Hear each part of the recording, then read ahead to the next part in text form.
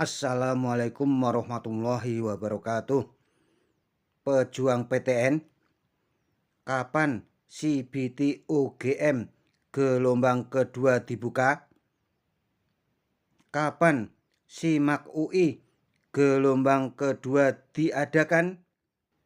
Kapan pula pendaftaran seleksi mandiri ITB gelombang kedua diumumkan?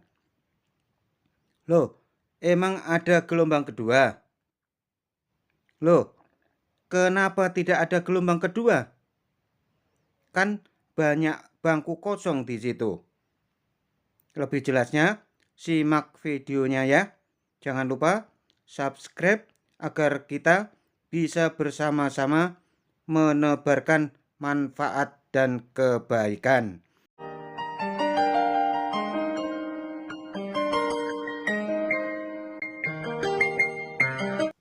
Pejuang PTN, kita tahu seleksi masuk PTN itu ada 3. SNMPTN, SBMPTN, dan seleksi mandiri. Urut-urutannya kan begini. Bila SNMPTN ada peserta yang mengundurkan diri dan ada bangku kosong, maka bangku kosong itu akan diisi di SBMPTN. Bila yang sudah diterima di SBMPTN ternyata tak diambil, sehingga bangku yang ditinggalkan itu menjadi kosong, maka oleh PTN tersebut akan digabung dan diisi di jalur mandiri. Pertanyaannya adalah, bila seleksi mandiri PTN ada bangku kosong yang ditinggalkan, lantas bangku kosong tersebut akan diisi lewat jalur apa?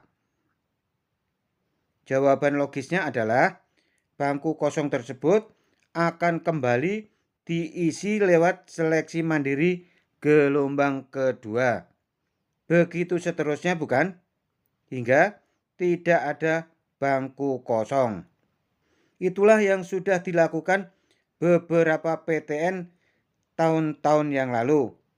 Dan beberapa di antaranya kini mempraktekkan itu.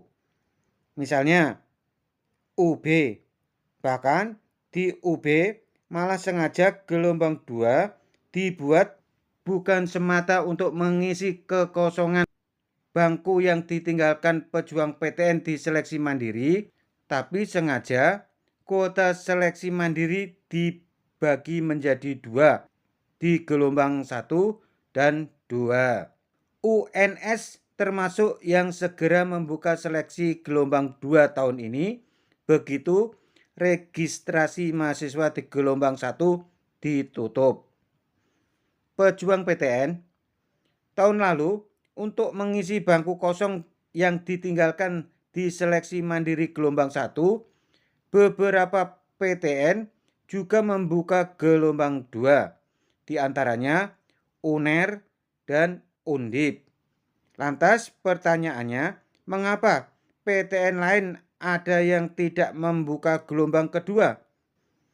Kali ini Om ingin melihat khusus seleksi mandiri di CBT UGM, SIMAK UI, dan seleksi mandiri ITB. Mengapa? Pertama, CBT UGM, SIMAK UI, dan seleksi mandiri ITB adalah seleksi mandiri yang banyak mendapat perhatian pejuang PTN. Kedua, ketiga PTN ini yang seleksi mandirinya dianggap paling berwibawa atau setidaknya merasa diri berwibawa, sehingga menabrak dan mengabaikan kewibawaan UTBK SBMPTN yang dikelola LTMPT. Hal ini dibuktikan dengan sikapnya yang tetap menerima pejuang PTN di jalur mandirinya, meski pejuang PTN itu sudah diterima di UTBK SBMPTN.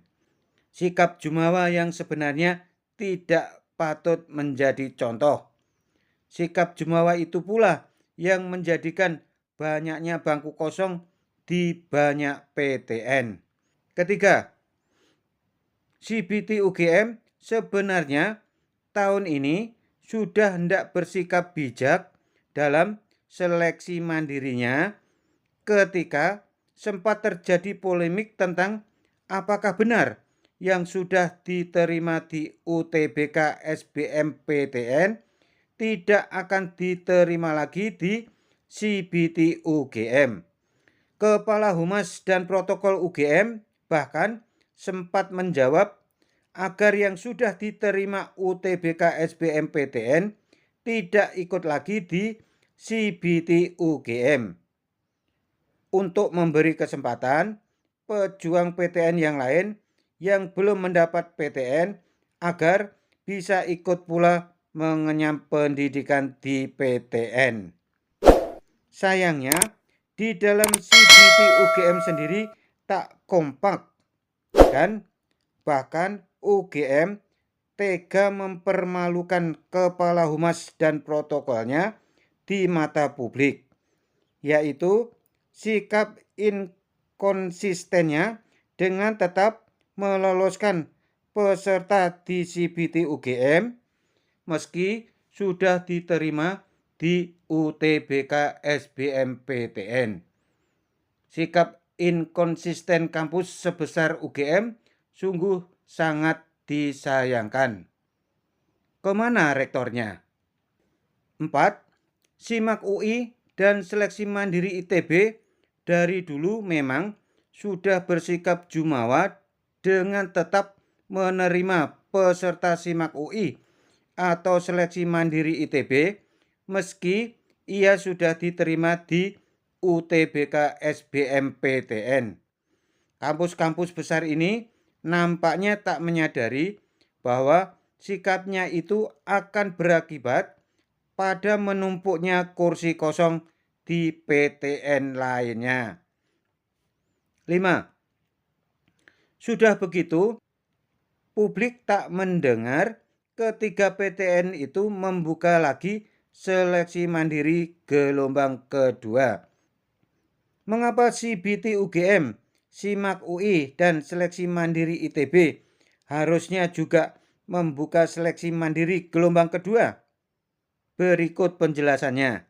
Banyak peserta di ketiga PTN itu yang diterima di banyak PTN lainnya, setidaknya di ketiga PTN itu sendiri.